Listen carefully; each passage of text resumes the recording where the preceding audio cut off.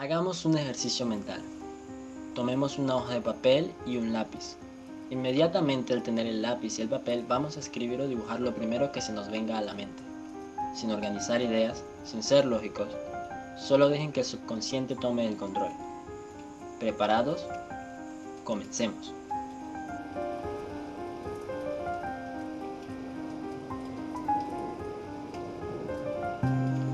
Hola a todos, nuestro grupo está sumamente emocionado de llevarlos en un viaje para conocer una de las una de las vanguardias artísticas más diferentes e interesantes de la historia. ¿Cómo podemos conocernos a nosotros mismos por medio del arte y la comprensión del cerebro humano? La expresión por encima de lo conocido entrando a lo desconocido. Como ya imaginarán por el título del video, estamos hablando de surrealismo. Exploraremos los orígenes de este movimiento, sus comienzos en la literatura y la pintura, su desarrollo por distintas épocas y los precursores de estas ideas que en su momento fueron poco convencionales. Tomaremos ejemplos de diferentes ramas artísticas que han sido tocadas por el surrealismo, pasando posteriormente al medio audiovisual y cinematográfico, su desenvolvimiento en el surrealismo narrativo y estético, para finalmente llegar a la era moderna, el impacto que generó y está generando esta vanguardia con las nuevas mentes creativas, ansiosas de conocer lo maravilloso que es el mundo de la sobrerealidad.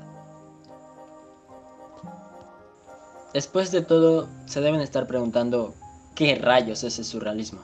Bueno pues, el surrealismo simplemente es un movimiento artístico y literario iniciado en Francia en 1924 con un manifiesto de André Breton y que intenta sobrepasar lo real impulsando lo irracional y onírico mediante la expresión automática del pensamiento o del subconsciente.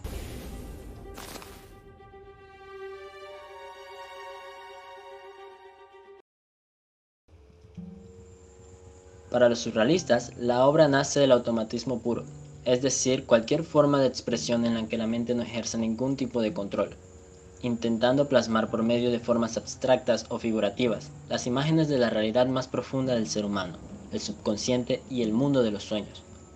Para lo que se utilizan recursos como animación de lo inanimado, aislamiento de fragmentos anatómicos, elementos incongruentes, metamorfosis, máquinas fantásticas, relaciones entre desnudos y maquinaria, etcétera, etcétera, etcétera, etcétera y etcétera. Esta vanguardia no tiene que valerse de formas realistas o de lo que en su momento se conocía como estéticamente bello. Al contrario, este movimiento se sostiene de lo irreal, de las cosas sin ningún sentido lógico. Podemos comprenderlo mejor viendo cómo los primeros artistas del surrealismo se interesaban mucho por el arte de los primeros pueblos primitivos, el arte de los niños y de los dementes. Preferirían los títulos largos, equívocos, misteriosos, lo que significa que importaba mucho más el asunto que la propia realización.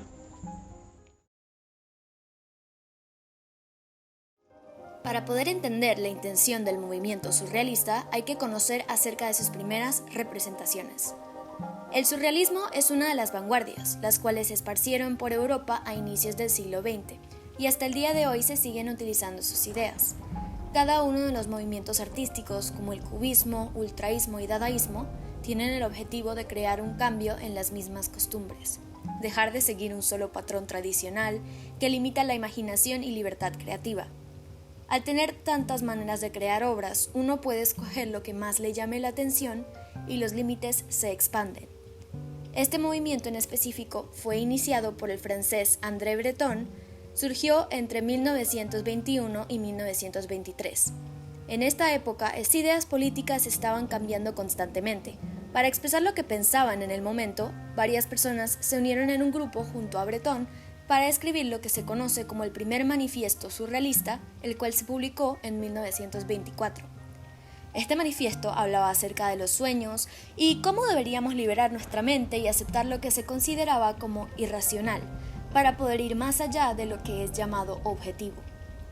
La idea principal es que la realidad no debería ser algo fijo con un solo significado. André Breton basó muchas de sus ideas en Sigmund Freud, una de las mayores figuras intelectuales del siglo. Muchas teorías de la psicología están basadas en sus pensamientos, ya que fue un neurólogo que se enfocó en estudiar los misterios de los sueños en una época en la que esto no era muy común. Explicando un poco las ideas de Freud, hay tres estructuras que componen la personalidad: el id, ego y superego. En el id se encuentran los instintos, los cuales son inconscientes.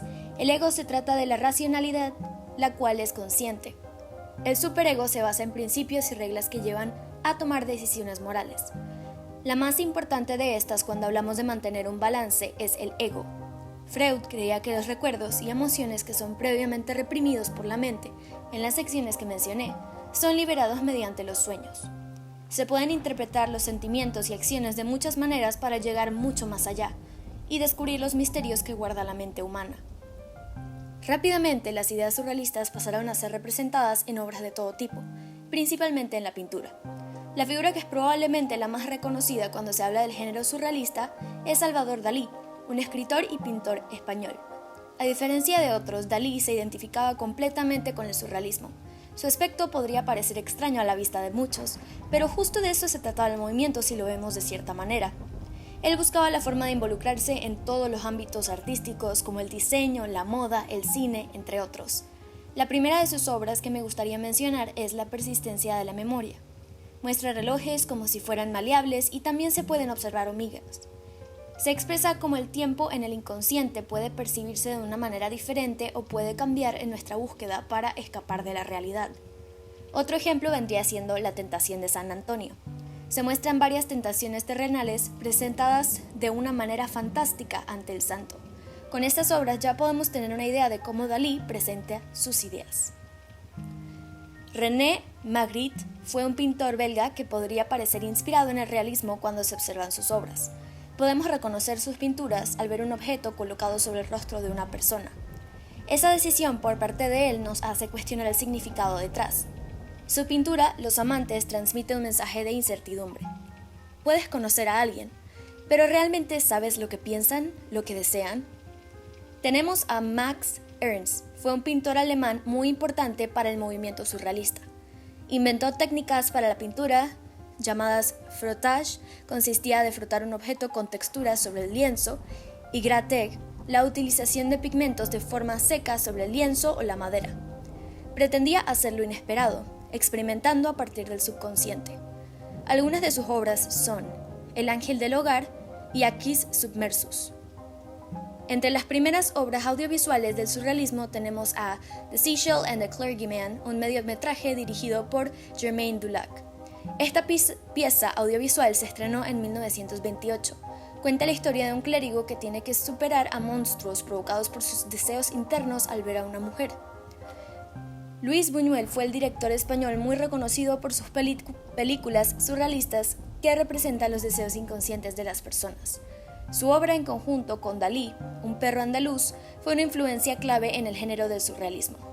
La película se basa en los sueños de ambos directores, y la historia no sigue el patrón clásico de la narrativa. Más que todo fue experimental, y su propósito era causar incertidumbre en los espectadores. El género surrealista en el cine se caracterizaba por tener una línea de tiempo confusa o hasta indescifrable. Era muy criticado por sus temas controversiales y humor negro. Se mostraba el erotismo constantemente y como tema central. Básicamente, la moralidad no era muy considerada por los directores de esta vanguardia.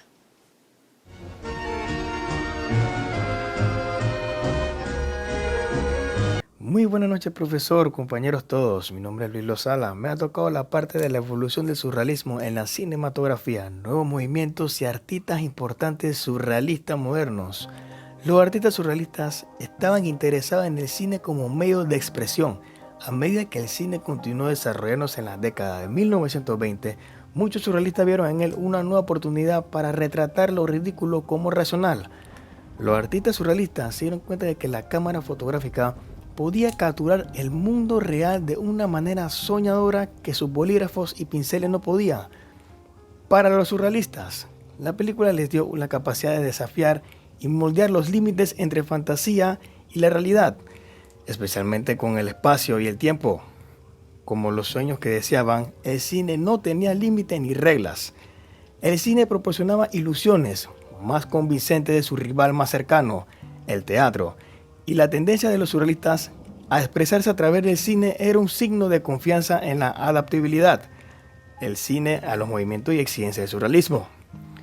Fueron los primeros en tomar en serio la semejanza entre las imágenes imaginarias de la película.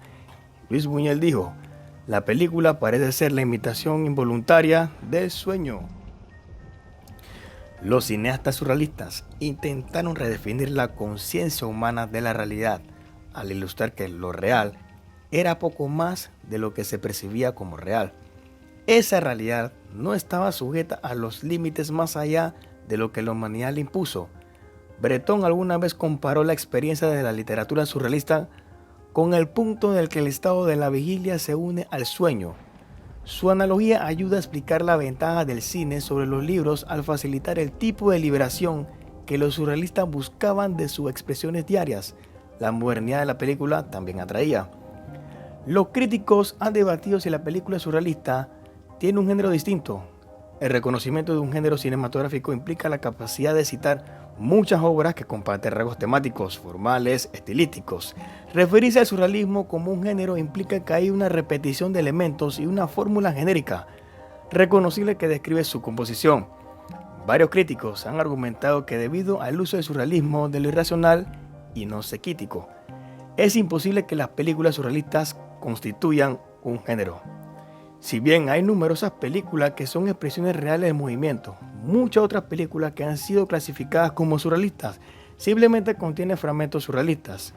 En lugar de película surrealista, el término más preciso para tales obras puede ser surrealismo de película. Películas surrealistas y cineastas. Película del movimiento original. Número 1. Descanso. Una película francesa silenciosa de 22 minutos escrita por René Clair y Francis Picabia y dirigida por Clair, estrenada el 4 de diciembre de 1924. The Seashell and the Clergyman, una película muda de 31 minutos escrita por Anthony Artaud y dirigida por Jermaine Dulac, estrenada en febrero de 1928. Número 3. La estrella de mar, una película francesa en silencio de 15 minutos escrita y dirigida por Man Ray, estrenada en 1928. Número 4. Un perro andaluz, una película francesa silenciosa de 21 minutos escrita por Salvador Dalí y Luis Buñuel y dirigida por Buñuel, estrenada en 1929. Número 5. Los misterios del castillo de D, una película francesa en silencio de 27 minutos y escrita y dirigida por Man Ray, estrenada en 1929. La Edad de Oro, una película francesa de 60 minutos con sonido, escrita por Dalí y Buñuel y dirigida por Buñuel, estrenada en 1930. Número 7. La sangre de un poeta, película francesa de 50 minutos, dirigida y escrita por Jean Cocteau, estrenada en 1931. Joseph Cornell produjo películas surrealistas en los Estados Unidos a fines de la década de 1930, como Rose Hobart en 1936. Mencionemos a Anthony Artaud, Philip Sopwith y Robert Desnos, que escribieron guiones para películas posteriores. Salvador Dalí diseñó una secuencia de ensueño para la película de Alfred Hitchcock, llamada Spellbound en 1945. Fue una de las primeras películas estadounidenses en usar el psicoanálisis como un ejemplo principal de la historia. Hitchcock quería capturar la viveza de los sueños como nunca antes y sintió que Dalí era la persona que podía ayudarlo a hacerlo. Dada esta importancia de la secuencia de los sueños, el director dio rienda suelta a la artista para traer a la pantalla una visión innovadora de la forma que los sueños pueden ser representados.